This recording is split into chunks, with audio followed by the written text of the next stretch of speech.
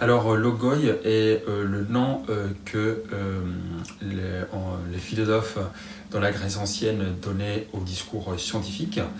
Alors, ça vient surtout de Platon, qui est considéré comme le fondateur de la philosophie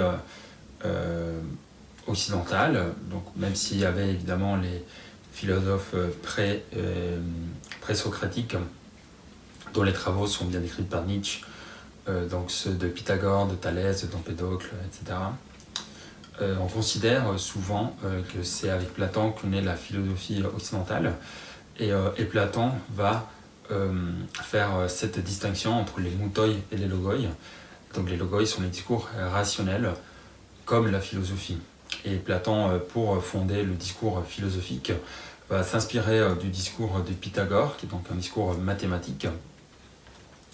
Et ce qui va intéresser Platon, c'est surtout la visée démonstrative du discours mathématique de Pythagore.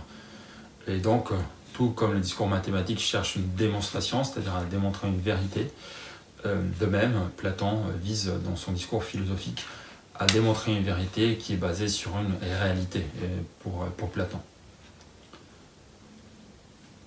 Et donc, dans le logoi, dans le discours rationnel, on a les discours mathématiques, le discours philosophique.